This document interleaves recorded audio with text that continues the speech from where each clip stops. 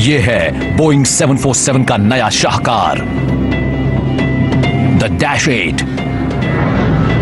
आसमान छूने के लिए टेक ऑफ करता हुआ, लेकिन तभी अचानक पायलट जोर से ब्रेक्स लगाते हैं। सतह पर तेजी से रगड़ने के बाद टायर गर्म होकर लाल हो उठते हैं। फायर फाइटर्स तेजी से पहुंचते हैं लेकिन ठहर जाते हैं। लेकिन ये कोई हादसा नहीं बल्कि नए 747 का एक परीक्षण है, और अगर इस दौरान इसमें आग लग जाती तो इसका मतलब था कि ये नाकाम हुआ। पिछले 40 वर्षों से जंबो आसमान का बेताज बादशाह रहा है, लेकिन हाल ही में उसका ये ताज एयरबस A380 ने छीन लिया। लेकिन टीम बोइंग को वो ताज वापस चाहिए, इसलिए वो इस शानदार प्लेन को पूरी तरह रीडिजाइन करने जा रहे हैं दुनिया की सबसे बड़ी इमारत के अंदर, जो है बोइंग मेगा फैक्ट्री। तनाव भरे 5 मिनटों के बाद फायर क्रू ने ब्रेक्स को ठंडा किया। ये सबूत है कि अगर टेक ऑफ के दौरान प्लेन के साथ ऐसा होता तो भी उसमें बैठे पैसेंजर्स सेफ रहेंगे। बोइंग को उम्मीद है कि प्लेन के साथ ऐसा पहली और आखिरी बार हो रहा है। 747-8 कंपनी का सबसे नया और तकनीकी रूप से सबसे काबिल प्लेन है। ये दुनिया का सबसे लंबा प्लेन होगा और अपनी क्लास में सबसे ज्यादा इको फ्रेंडली। आसमान चूमने वाले हर एक जंबो की तरह इस प्लेन को भी सिएटल के नॉर्थ में एवरेट वॉशिंगटन में बनाया जाएगा। बोइंग की ये मेगा फैक्ट्री विश्व की सबसे बड़ी फैक्ट्री है। इसके विशाल दरवाजों पर बने डिजाइन इतने बड़े हैं कि उनका नाम Guinness book of world records में दर्ज है। इतनी बड़ी कि इसमें पूरा डिज्नीलैंड एक बार समा सकता है, और फिर भी कुछ जगह पार्किंग के लिए बच जाएगी। ये सिर्फ एक फैक्ट्री ही नहीं, एक छोटा सा शहर है। इसके पास अपना फायर डिपार्टमेंट है और अमेरिका की 7 सबसे बड़ी कॉफी शॉप्स भी। इस विशाल औद्योगिक फैक्ट्री में वर्कर्स आने जाने के लिए मजबूत ट्राइसिकल्स और बाइसिकल्स की मदद लेते हैं, और कईयों को तो इसके रास्तों से वाकिफ होने में महीनों लग जाते हैं। इसका साइज सचमुच बहुत बड़ा है। पहले मैं थोड़ा घबराया हुआ था। मुझे बिल्कुल पता नहीं होता था कि मैं क्या कर रहा हूँ, कहाँ जा रहा हूँ। 23.5 साल हो चुके हैं और मैं अभी भी कभी कभार इस फैक्ट्री में खो जाता हूँ।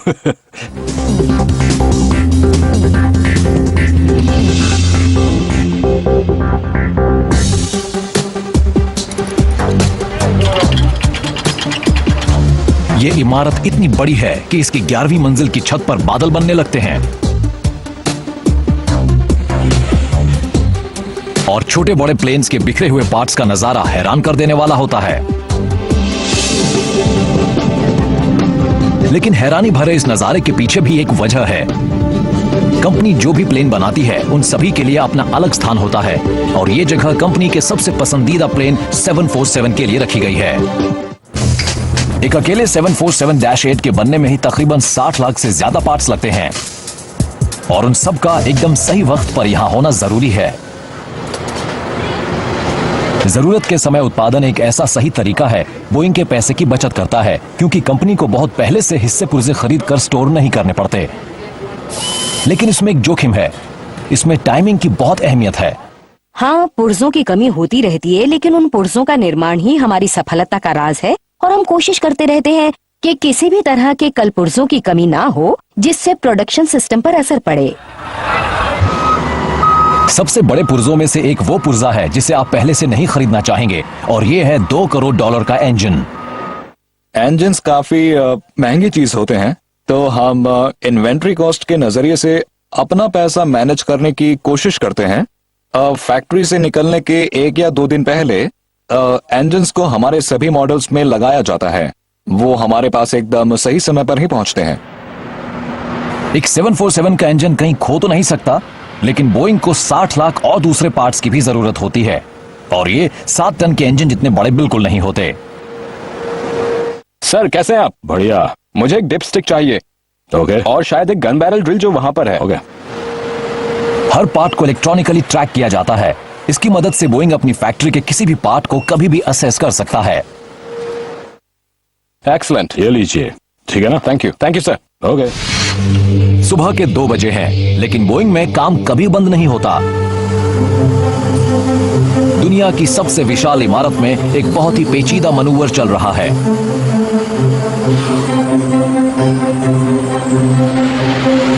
अभी तक डैश 8 टीम ने विंग्स और फ्यूसेलाज को बना लिया है। अब वक्त है तमाम चीजों को आपस में जोड़कर इस डैश 8 को जंबो जैसा रूप देने का।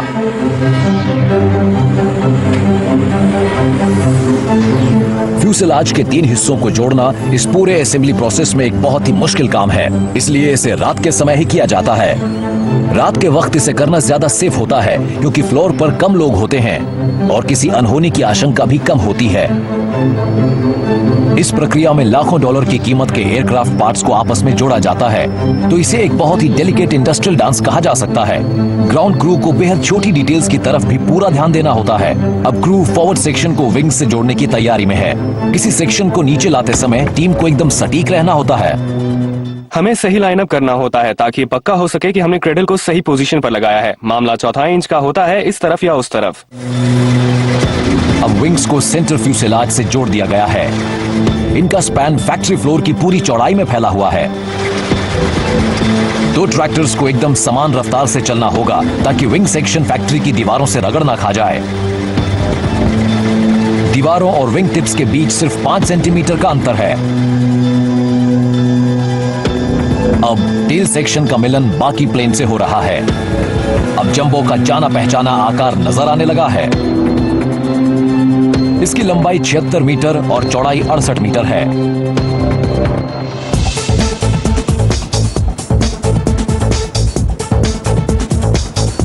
हजारों हाथों के एक साथ मिलने से यह प्लेन इस स्टेज तक पहुंचा है। इतने बड़े क्रू को मैनेज और ऑर्गेनाइज करना कोई आसान काम नहीं है, लेकिन बोइंग पिछले 40 सालों से भी ज्यादा समय से इस काम में खासी माहिर। अब वक्त है इसे पावर देने का। अब इसमें 4 बिल्कुल नए किस्म के इंजन लगाए जाएंगे। पुराना 747 इंजन प्रति घंटा 12,000 लीटर से भी ज्यादा फ्यूल का इस्तेमाल करता है।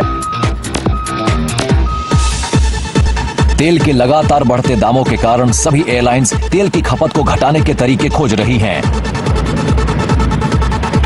डैश 8 की कामयाबी के लिए एक ज्यादा कार्यकुशल इंजन खोजना बेहद जरूरी है। General electric jet engine design के मामले में काफी आगे है। ये नए इंजन इस कंपनी द्वारा बनाए गए सबसे एफिशिएंट इंजन हैं। बोइंग ने जीई को इन इंजन्स को नए 747 के लिए ढालने की चुनौती दी, पर ये कम दाम में नहीं मिलने वाले। हर इंजन का दाम $2 करोड़ है और ये इंजन नए जंबो का अकेला सबसे महंगा उपकरण है, लेकिन ये अपने दाम को वसूल भी करते हैं। फैन ब्लेड्स और केसिंग में कंपोजिट मटेरियल्स का इस्तेमाल किए जाने से हर इंजन का वजन 180 किलो कम हो गया है। 4 से मल्टीप्लाई करने पर इसका वजन 10 एक्स्ट्रा पैसेंजर्स के बराबर हो जाता है। इंजन में फैन ब्लेड्स भी कम हैं और टर्निंग स्पीड्स भी। ये जीई द्वारा बनाए गए सबसे कम आवाज वाले इंजन हैं। इनकी एक खूबी और है, ये ईंधन की खपत कम करते हैं और ज्यादा दूरी भी तय कर सकते हैं। लेकिन ये ऐसा कैसे कर पाते हैं? सिर्फ 10% हवा का ही मिश्रण ईंधन के साथ होता है जो कंबस्टन चेंबर में जलती है। इससे कई टर्बाइन्स चलती हैं जो आगे लगे बड़े से फैन को चलाती हैं। ये फैन बाकी 90% हवा को इंजन के पीछे पुश करके थ्रस्ट पैदा करता है। कम ईंधन इस्तेमाल करने के बावजूद ये चारों इंजन पूरी तरह भरे 747-8 को 1000 किलोमीटर प्रति घंटा से भी ज्यादा की रफ्तार से उड़ा सकते हैं। इसका सिर्फ एक इंजन ही किसी B-52 के 8 इंजन जितनी थ्रस्ट पैदा करता है। इधर फैक्ट्री में अब वक्त है इंजन्स को लगाने का। उन विंग्स पर कंक्रीट के विशाल ब्लॉक्स लटक रहे हैं जहां इंजन्स लगाए जाएंगे। इनके बिना एरोप्लेन टेल की तरफ पलट जाएगा। हर इंजन का वजन 7 टन है और ऐसे 4 इंजन्स को उनकी ट्रॉली से उठाकर विंग्स पर लगाया जाना है। ये 4 नर हाथियों को लटकाने जैसा ही है। इस काम को धीरे धीरे और एहतियात से किए जाने की जरूरत होती है। रेडी? यस। इस पर थोड़ा दबाव डालते हैं और इसे टेस्ट करते हैं। ओके। अगर ये 4 विंचेस जरा से भी मिसअलाइन हुई तो ये फिट नहीं होंगे और इन्हें मुश्किलों का सामना करना पड़ेगा। 45। व्हील्स वही हैं जहां आप चाहते हैं। देखिए, हमारी टीम में काफी एकजुटता है। हम सब मिलकर अच्छी तरह काम करते हैं। हमें प्लेन में वही पोजीशन मिली है जो हम चाहते हैं। 0। ऑलराइट, अब पिन्स खींचना शुरू करो। हम इस तरह से बखूबी आपस में कम्युनिकेट करते हैं और किसी मुश्किल में नहीं फंसते हैं कभी भी।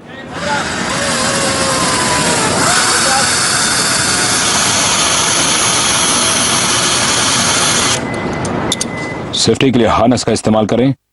सेफ्टी के लिए अब हम 12 इंच दूर हैं। अब हम फ्रंट फिटिंग से बोल्ट्स को खींचने वाले हैं। आगे की तरफ एक पिन है जो कि फॉरवर्ड माउंट को लाइन अप करती है, तो हम उसे एंटी सीज से ल्यूब्रिकेट करते हैं।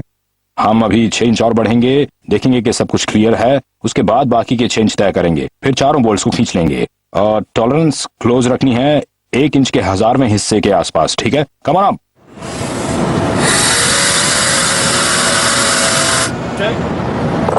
इन विशालकाय इंजन्स को सिर्फ 8 बोल्ट्स के सहारे लगा दिया जाता है। All 4 started. All grabbing.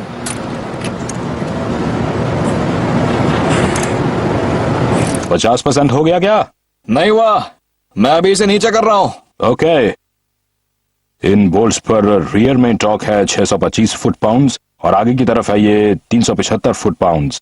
अगले वालों को शेयर ऑफ होना होता है। आप मान सकते हैं कि ये डिजाइन बिल्कुल ऐसा ही है। अगर इंजन के साथ कोई दिक्कत हो जाए तो इंजन फ्रंट से शेयर होकर नीचे गिरेगा और एरोप्लेन से टूट कर गिरते वक्त विंग्स या फ्लैप्स को अपने साथ नहीं ले जाएगा। एक तो हो गया। अभी 3 इंजन्स और लगाए जाने हैं। एक बार फिर क्रू को इस काम को पूरा करने के लिए दिन और रात एक करने होंगे।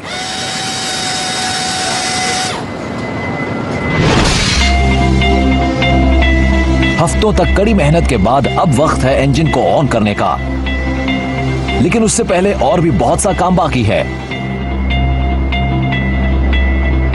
हर सर्किट को एक एक करके चेक करना होगा। इस प्लेन में काफी बिजली का इस्तेमाल होता है। यह 50 से भी ज्यादा घरों में इस्तेमाल के लिए काफी है। इस प्लेन में 214 किलोमीटर लंबी वायरिंग का इस्तेमाल होता है। यह वायरिंग इलेक्ट्रॉनिक्स बे में पहुंचती है। यह प्लेन का नर्वस सिस्टम है।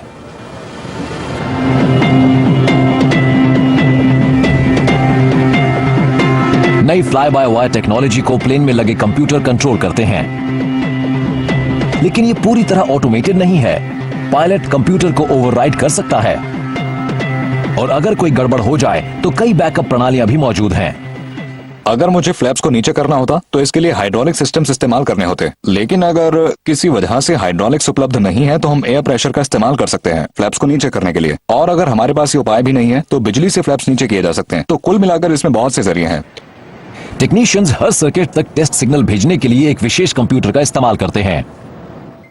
Check breaker 10495. On. Okay, Kilo 2. Bravo 24 and Bravo 21. Off. और अब इम्तिहान का पल आ पहुंचा है।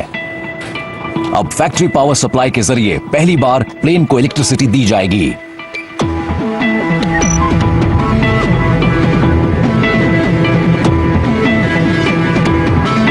डैश 8 को पूरा करने के सिलसिले में पावर का दिया जाना एक बेहद अहम पल होता है। इंजन लग जाने के साथ ही ये जंबो जेट आसमान में उड़ने के लिए लगभग तैयार है, लेकिन उससे पहले इसे एक इंटीरियर चाहिए। जीई के नए इंजन्स और विंग्स की तरह इसके नए इंटीरियर को प्लेन के छोटे वर्जन ड्रीमलाइनर से लिया गया है, लेकिन इसमें नए कलर्स हैं, ज्यादा स्पेस है और मूड लाइटिंग भी। इंटीरियर डिजाइन के बारे में बोइंग के कस्टमर्स के अपने कुछ खास आइडियाज हैं। हर एक कस्टमर अपने जंबो को अंदर और बाहर दोनों तरफ से अपने खास कलर्स में पेंट कराना चाहता है। इस मेगा फैक्ट्री की विशाल पेंट शॉप में हरी प्रोटेक्टिव विनाइल को धोकर साफ किया जा रहा है। इसके बाद हाथ से एक बेस लेयर स्प्रे किया जाता है। इसके बाद कस्टमर की इच्छा के मुताबिक इस पर कलर के कई कोट्स किए जाते हैं।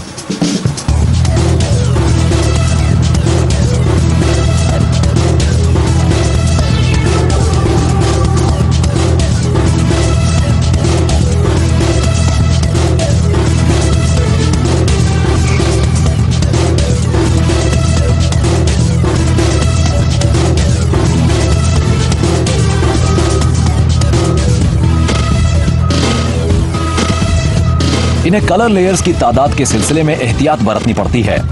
अगर ज्यादा पेंट कर दिया जाएगा तो मेटल में आने वाली कमजोरी के लक्षण छिप सकते हैं। इसके अलावा पेंट के ज्यादा वजन के कारण ईंधन की खपत भी बढ़ जाएगी। किसी आम पेंट जॉब में 500 किलो पेंट का इस्तेमाल होता है। यह पेंट 4 साल तक चलेगा। इस प्लेन को बोइंग के अपने कलर्स में पेंट किया जा रहा है क्योंकि इसे कंपनी अपने हिसाब से बना रही है। इस प्लेन को डिलीवरी से पहले कई मुश्किल टेस्ट फ्लाइट्स की एक श्रृंखला से गुजरना होगा। टेस्ट पायलट्स प्लेन को ऐसी चरम अवस्थाओं से गुजारेंगे जिनका सामना इसके पैसेंजर्स को कभी नहीं करना होगा, बशर्ते वो बोइंग के लिए काम करने लगें। इस उड़ान के दौरान सिर्फ हैंड लगेज को परे रखना ही काफी नहीं होगा। बोइंग के इन इंजीनियर्स को बाकी हर चीज को भी बांधना पड़ेगा, अब चाहे ये उनका लंच हो या उनके लैपटॉप। अगर आप इसे क्लैम करके नहीं रखेंगे तो ये उड़ जाएगा और ये उड़ता हुआ सीधा छत की तरफ जाएगा और फिर नीचे आके सिर से टकराएगा। फ्लाइट लोड सर्वे प्लेन के लिए और प्लेन में सवार लोगों के लिए सबसे मुश्किल टेस्ट्स में से एक होता है। इसके लिए मजबूत दिल वाला होने की जरूरत है।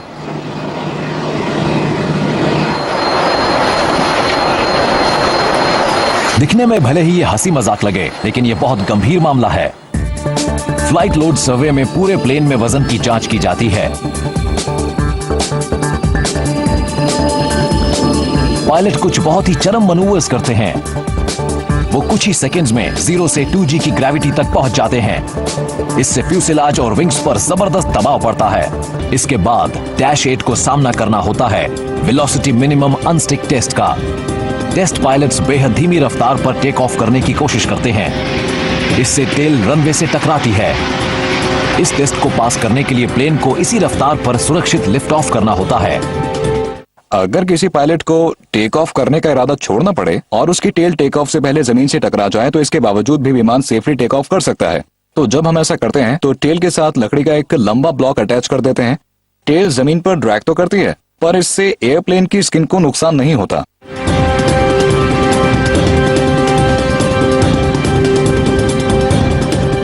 इसके बाद इस नए जेट का फ्लटर टेस्ट होता है। एविएशन की भाषा में फ्लटर का मतलब होता है वाइब्रेशन। इस टेस्ट में फ्लाई बाय वायर की पूरी आजमाइश होती है। ये सब कुछ तेज रफ्तार पर होता है। एयरलाइन के पायलट्स जिस स्तर पर ऑपरेट करते हैं ये उससे ज्यादा स्पीड पर होता है। हम एक बार में एक कंट्रोल को इस्तेमाल करके एयरप्लेन के हर एक्सेस को वाइब्रेट करते हैं और ये भी देखते हैं कि कंट्रोल कैसे रिएक्ट करते हैं और ये भी इंश्योर करते हैं कि एयरप्लेन इस थरथराहट को बहुत ही जल्दी शांत कर दे और उसे स्मूथ बना दे। अब वक्त है बीच हवा में ब्रेक लगाकर ये देखने का कि इससे क्या होता है। एयरलाइन पायलट्स को अमूमन ये सिखाया जाता है कि विमान को स्टॉल की हालत में आने पर कैसे बचाया जाए, पर कोई विमान स्टॉल की हालत में बहुत ही कम पहुंचता है। हम अक्सर ये सब देखते रहते हैं। हम एयरप्लेन के इस मॉडल पर सैकड़ों बार स्टॉल्स की प्रैक्टिस कर चुके हैं और ये वाकई सब कुछ बहुत अच्छे से झेल जाते हैं। हजारों वर्कर्स ने इस एक प्लेन को 60 लाख पार्ट्स के जरिए बनाया है।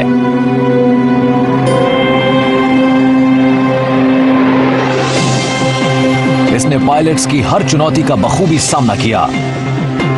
इसने निर्माण में हो रही देरियों और डेडलाइंस का भी मुकाबला किया। अगर आप सिर्फ 33 करोड़ 30 लाख डॉलर खर्च करें तो एक नया बोइंग 747-8 आपका हो सकता है। दुनिया की सबसे बड़ी इमारत ये मेगा फैक्ट्री अपना 3381वां एयरक्राफ्ट डिलीवर कर रही है। बेशक इसमें थोड़ी देर हुई, लेकिन हम कह सकते हैं कि इंतजार का फल मीठा रहा। नया 747-8 अब फिर से आसमान का बेताज बादशाह बनने के लिए तैयार है।